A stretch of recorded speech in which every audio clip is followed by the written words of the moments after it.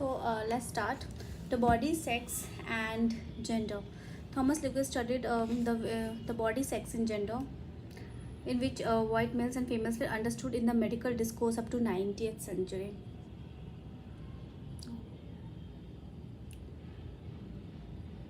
In which males and females were understood in medical discourse up to the 19th century. According to Lager, the accepted understanding of the body until the 1800s was that males and females had identical sexual organs. It was merely that the male ones were on the outside and the females were on the inside, with the ovaries referred to and perceived as the female testicles and so on. So according to Langer, the normal body was that of the male, reflecting ideological views on the superiority of the male over the female. A similar conclusion was raised by Lawrence as well.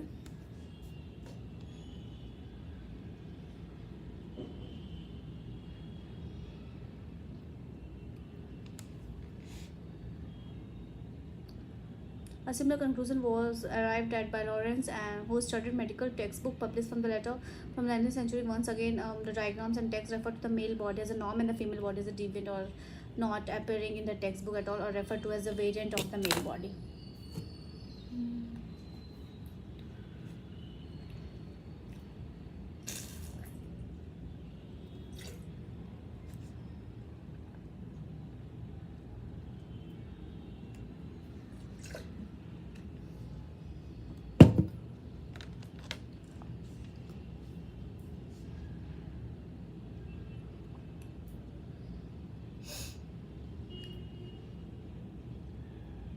Foucault's history of power describes how the nature of the power has changed over time. In pre-modern time, power was to be imposed on people by forms of discipline, which involve hurting, threatening, beheading, cruel type of punishment. But how it changed over the time, this form of discipline is not particularly. However, this form has at least to control over some people of people.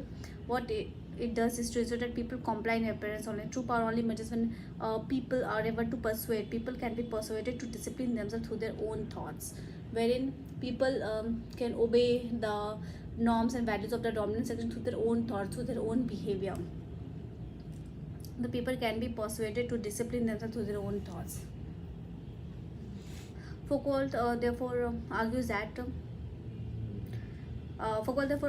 the real power only occurs when people accept the viewpoint of the dominant, of the powerful groups who creates a discourse in the society and actively seek to conform to their own free will. So true power exists only when the people conform to a discourse of the powerful groups, and they they conform it to the rules and regulations of the powerful group through their own will. They're not forced to act in a certain way, they do it by their own will. Accept the viewpoint of the powerful groups and actively seek to confirm their own free will. He argues that this is exactly what has happened in contemporary society to the diffusion of expert knowledge of what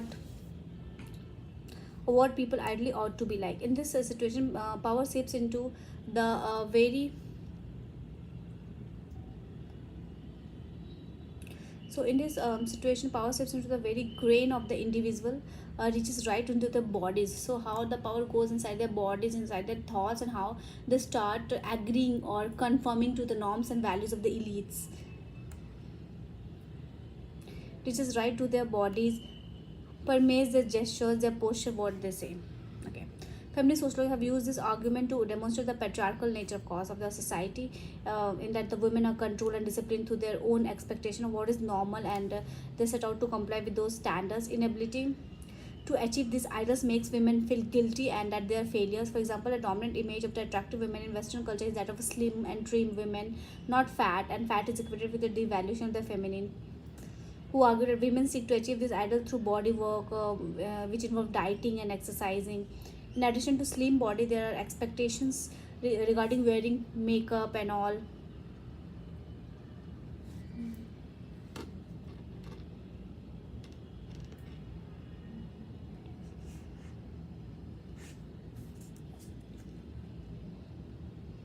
So there are expectations regarding wearing makeup. Found pressures on women to wear appropriate makeup as a means of establishing heterosexuality and credibility. Women hair too signifies femininity, with long, young-looking hair as an ideal. All of this has resulted in a wide range of commercial activities: slimming, courses, gymnastics. gymnastic, hairdressers, beauty salons, and cosmetics, all reinforcing the notion of the ideal body. This ideal is emphasized in the extensive media output directed at women. So, however, it is not just women who consume products of their bodies, as we can say. So, how the women image has been created, at what is an ideal body. How should the women hair should look like. They should not eat, they should be slim and trim, involving in exercising, and all this has led to commercial activities like gymnastic, selling of the cosmetics and all.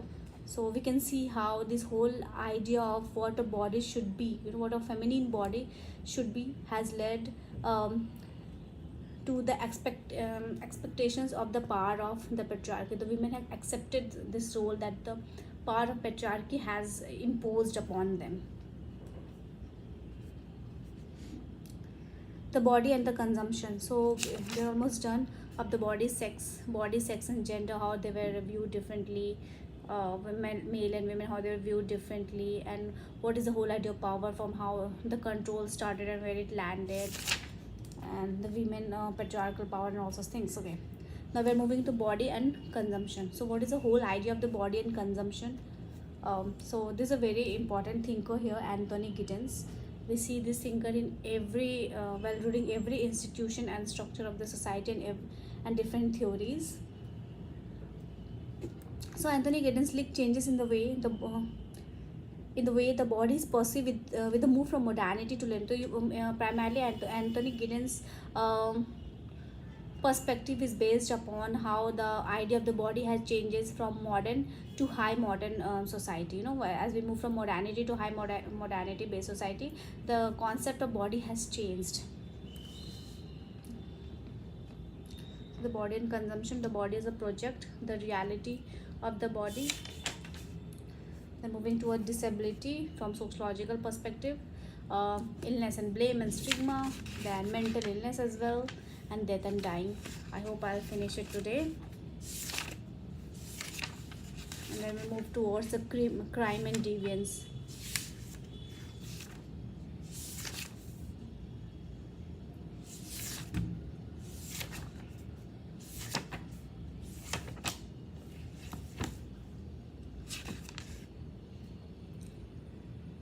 The body as a consumption. Anthony Giddens linked changes in the way the body is perceived with the move from modernity to late modernity. He argues that in late modernity, identity and appearance are crucial concept, and that the key to understanding this concept is through the examination of how people see their body. So identity and appearance in the late modernity, what becomes important is the identity and appearance. And that the key to understanding this concept is through the examination of how people see their bodies. In particular, Giddens argued that in late modernity, people see their bodies as things that can be altered and shaped according to the fashion or individual wish. So how does the individual see their body in late modernity? That can be changed. If you don't like your nose, you can change it. You can undergo rhinoplasty, right? So, and they see the body as a thing, as a thing that can be altered and changed according to the fashion or the wishes of the individual, whims of the individual, in much the same way that the people have traditionally chosen to express an image through their clothes. In late, or what it is called high modernity, they can also express themselves through altering their bodies. So in traditional society, the individual has expressed themselves through their clothes, but in modern society they can express themselves by altering their bodies. So they have the opportunity to change their body in high modernity. They may involve cosmetic surgery, tattooing and piercing. It may involve cosmetic surgery, tattooing, piercing, as well as dieting and using beauty treatments. Very interesting concept. Giddens called the sense of being able to look from the outside at one's own body.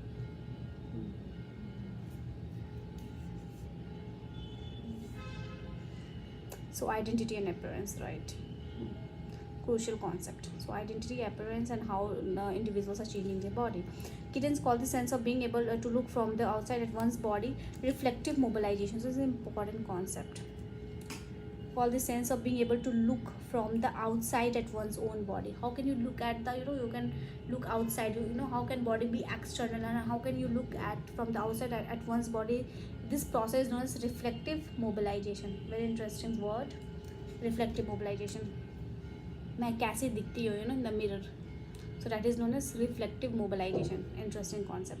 So late modernity has therefore altered the notions of health and illness, giving people choice to do whatever, choose over whatever they want their body to be. However, this choice also causes problems as it creates anxieties among people, creating anxieties in people over just what choices they ought to make. So when you have multiple choices in late modernity, it will lead to anxieties of what choices to make in order to look better day by day according to the fashion of the society. Students call this as manufactured uncertain. Wow, very important thing. Reflective mobilization and manufactured uncertain. Hi Deepak, I cannot reply right now. I have 1 hour to study. You can come at 11 o'clock for the quiz. There we interact and also do quiz. Okay, I'm good anyways. Giddens call this the manufactured uncertainty of the everyday life. Then other concept we saw as reflective mobilization.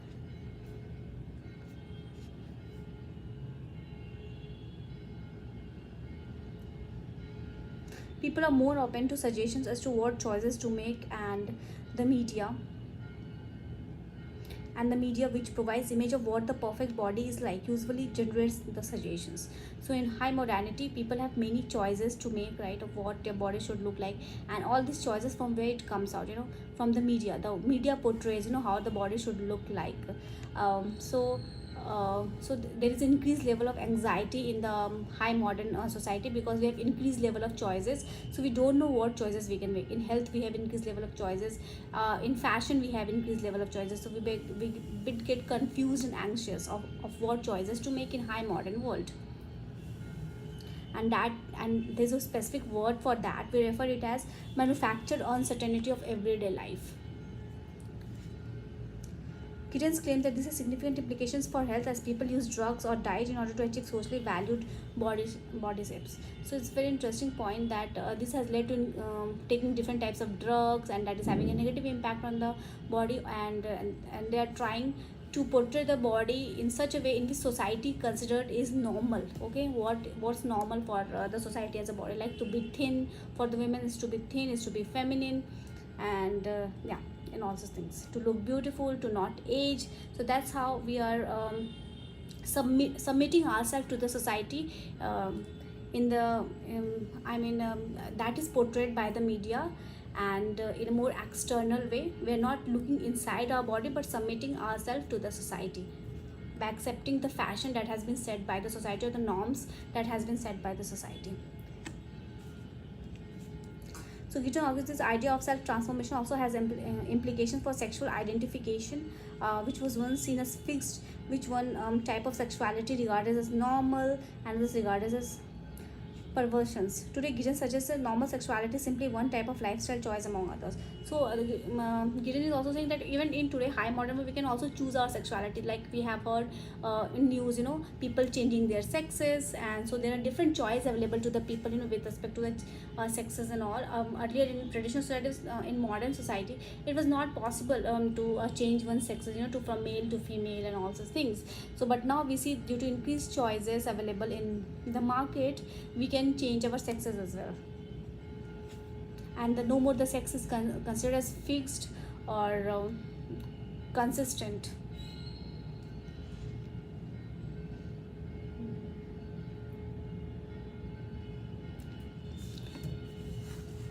So according to Featherstone, the body has been the focus of this consumption, and he describes the body as a visible carrier of the self. So these are very important words. Visible carrier of the self. The body has been the focus of this consumption,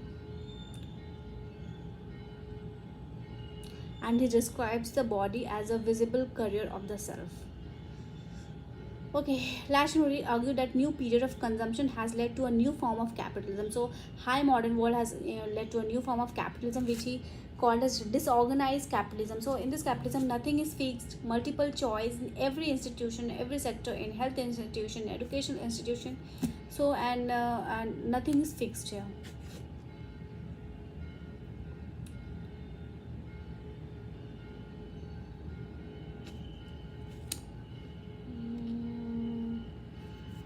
Okay, so this what we call as disorganized capitalism. So this capitalism is not.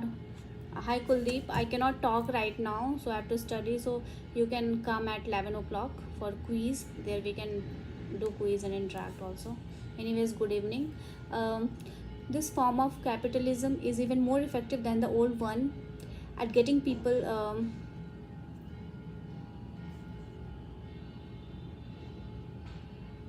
This form of capitalism is even more effective than the old one at getting people to pay for goods and services. So this type of disorganized, what we call as disorganized capitalism, in which we have multiple choices. I have to study Kuldeep. I'll get distracted. I have my test. That's why I have to study. This form of capitalism is even, क्योंकि ये period थोड़ा important है मेरे, 2-3 महीना is important, मुझे test के लिए prepare करना है, दैट्स वाई. सो मैंने डेडिकेट किया है कि अच्छे से बिना बात किया study. This form of capitalism is even more effective than the old one at getting people to pay more for goods and services. So ये जो कैपिटलिज्म है, disorganise capitalism high modern world में, वो और भी ज़्यादा बेनिफिशियल है, क्योंकि डिफरेंट चॉइसेस देता है लोगों को, to purchase things, to buy an number of services and goods. Whereas these things had always been seen as natural, in late modernity they are consumer items that can be bought. So when beauty, in modern world, when beauty was considered as natural, you cannot change your face, you cannot change your nose, you cannot change your lips. But in late modern world, we have choices. We can change everything, even our sexes. We can we can change everything. Even our sexes, we can change our sex identity as well, from male to female, female to male. So, and all this has become consumer product today, and that it has become more a market based consumer society, or what we call as disorganized capitalism, where they are gaining profit by changing the body of the individual. This has led to the growth of the private healthcare, as I said you already, health farms, expensive diets, and the purchase of over the counter health products. For example, we are trying to become slim. So this is whole idea of the body and the consumption, how the changes, high modernity, the body and the consumption is all about the idea that how okay Kuldeep, the whole idea is कि कैसे late modernity में और high modernity में कैसे body consume किया, मतलब body एक consumption का प्रोडक्ट बन जाता है, where we can change our body to an number of times, we can change everything, that even our identity as male and female, even ये भी मार्केटाइज हो गया है. So they are talking about this thing. So this has led to the growth of okay the body as a project. Now body is a consumption, then the body is a project, and the reality of the body. I am almost done. Then we have disability, mental illness, and number one, Erving Goffman, important thinker when studying mental illness and psychological aspect of the individual.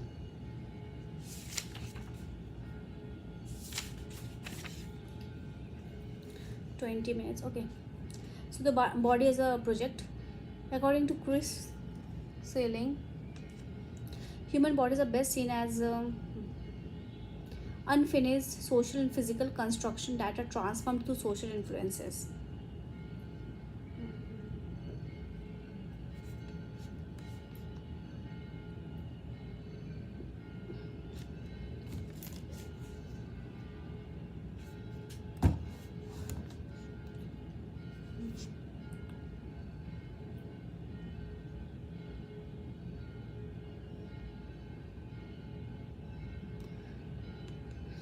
Seen as unfinished social and physical construction that are transformed through social influence.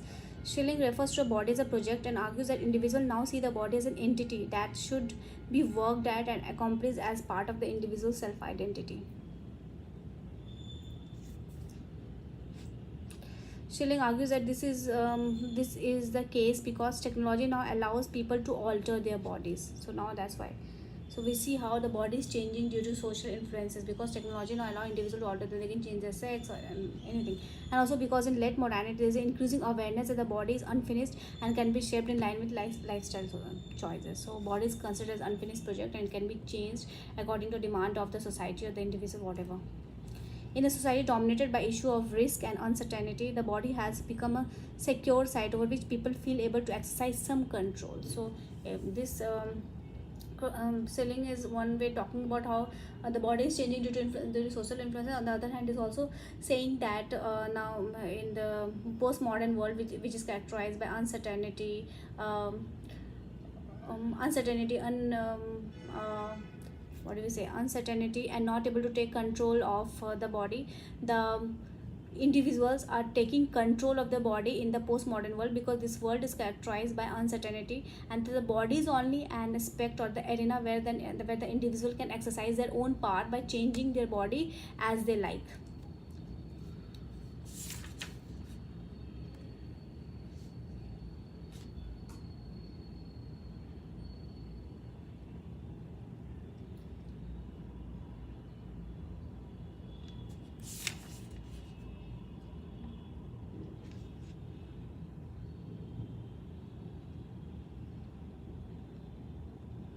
So there is increasing awareness the body is unfinished and can be shaped in line with lifestyle choices. So the body is a project.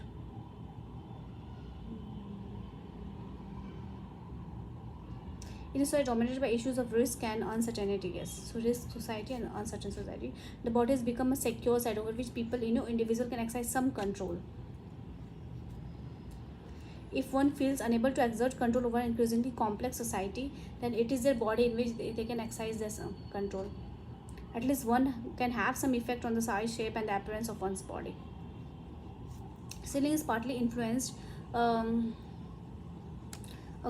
so ceiling is partly influenced by Giddens, but also by Norbert Elias, who was probably the first sociologist to explore the sociology of the body, this in the civilizing process. Elias, so okay, let's study the idea of Elias. So Elias argued that Western society has engaged in civilizing process since medieval court society. Up until early medieval time, social interaction was characterized by unpredictability in emotions, rationality, and polite behavior. In our understanding of the term, simply did not exist. Physical actions too were not socially restricted as today, so bodily functions and sexual activity were relatively uncontrolled. So he is saying the negative way only. The Western society is engaged in civilizing process since medieval court society. Up until early medieval times, social interaction was characterized by unpredictability and emotion. So before the medieval time, right? Yes, early medieval time. The unpredictability and emotions, rationality, and polite behavior in our understanding of the term simply did not exist. Physical actions too were not socially restricted as it today. So bodily functions and sexual activity were relatively uncontrolled. However, during the medieval period, as slow process began whereby manners and the appropriate behavior is prescribed for the individual, considering defecation, sex, and general behavior began to develop. Slowly, according to Elias, self-control began to be internalized with increasing levels of social control linked with a sense of shame.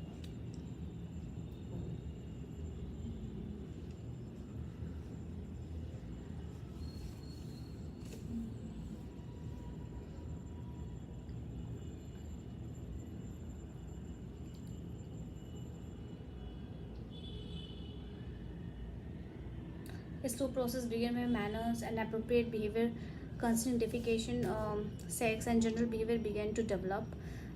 Slowly, according to the self-control began to be internalized with increasing levels of social control linked with a sense of shame. According to selling this increasingly level of the body of the control, so body as a project. Good, very good. Okay, moving towards how how it happened, to the process of socialization, to the process of rationalization, to the individualization. Very good. And the reality of the body. What was the reality of the body? We have the disability, okay, mental illness, blame and stigma, mental illness, disability, mental illness, and the generic.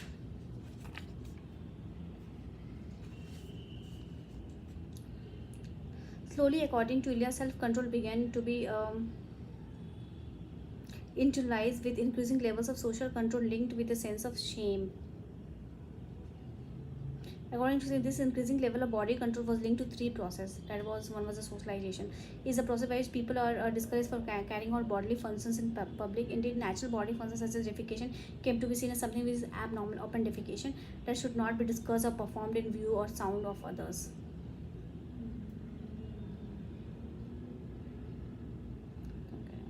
Socialization. Then we have rational cause where people are expected to exercise self-control and to restrain their feeling. Okay, it's a very interesting point.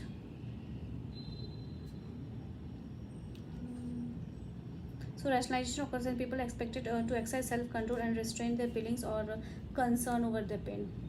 And individualization is the belief that we are separate and distinct from others and that we should maintain our body at some socially acceptable difference from the bodies of others. So socialization, wherein behave in the respect of how bodily functions can be carried on in public, and rationalization, self-esteem, when people are expected to exercise certain self-control over them and to restrain their feelings. And okay. All three possess significant implications for health and healthcare that we explore later.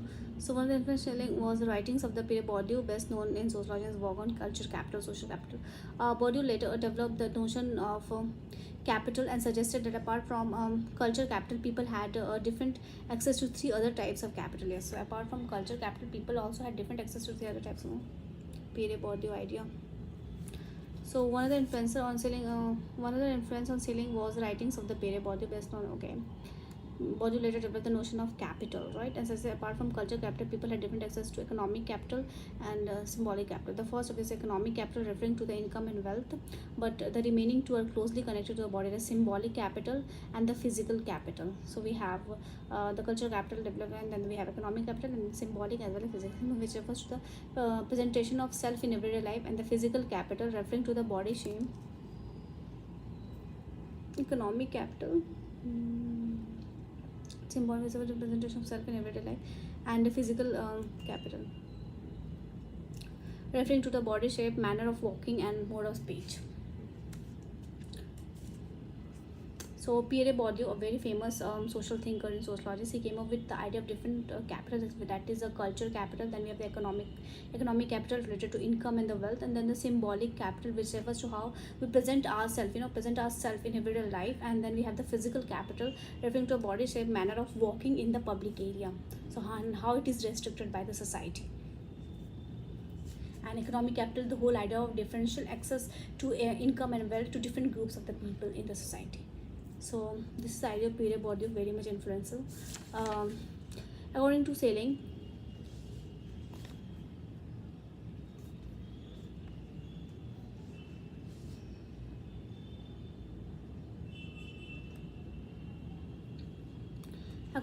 different social groups are able to convert symbolic and the physical capital. Symbolic capital.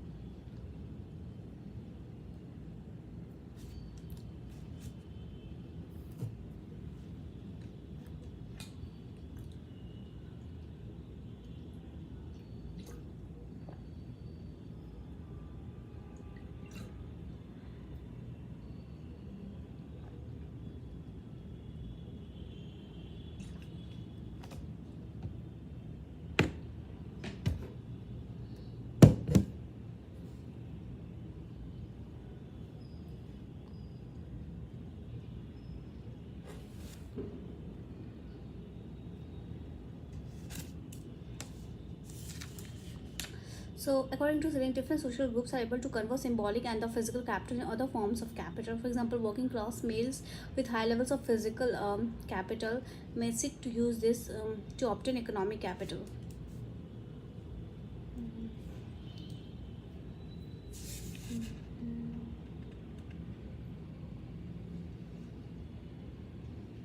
Economic capital to professional sport. The writings of the Nicholas Rose links ceilings and the Foucault's writing with his notion of governmentability.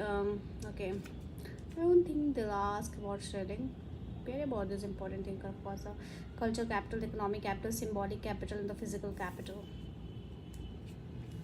Okay, the body as a project, how we can change the body, where we can at least exercise some form of power.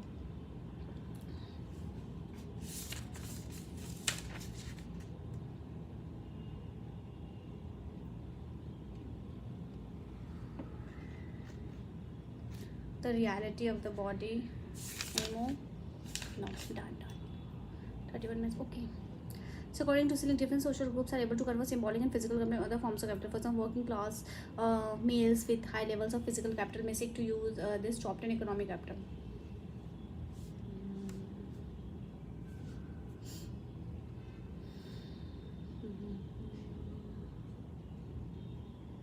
With high levels of physical capital may seek to use this to obtain economic capital through professional sport.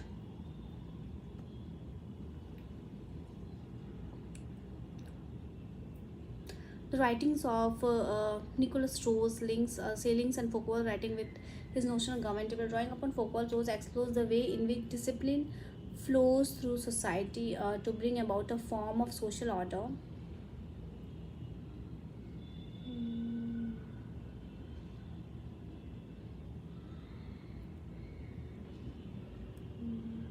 Flows through society to bring about a form of social order which is maintained by people disciplining themselves.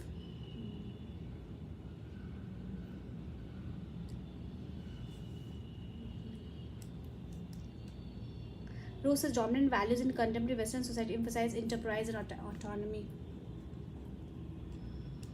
Enterprise refers to the area of the rules regarding the conduct of a person everywhere, so how the person should conduct themselves, including initiative, ambition, and personal responsibility. The enterprising self makes an enterprise of life by looking to the future and aiming to maximize its own human capital, projecting himself as a future, seeking to shape a life in order to become what his wishes to be. Okay. Now, linked to his idea of autonomy, which concerns fully deciding upon and defining the goals and planning how to achieve those goals.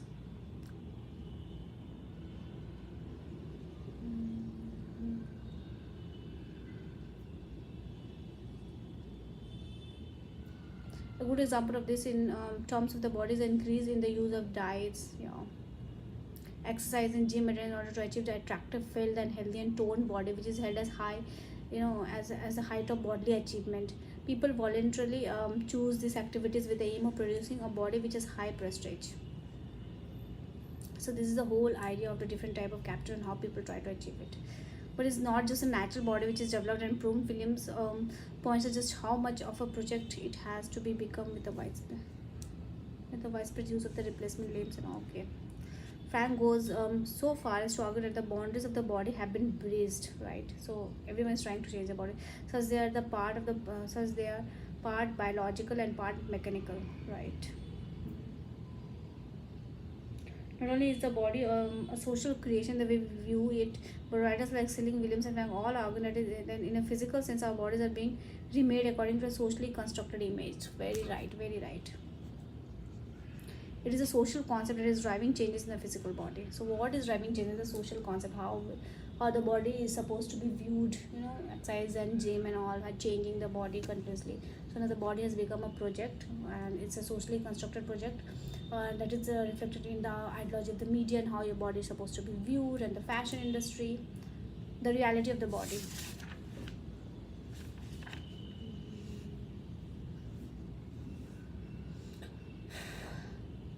Identity and appearance. Okay.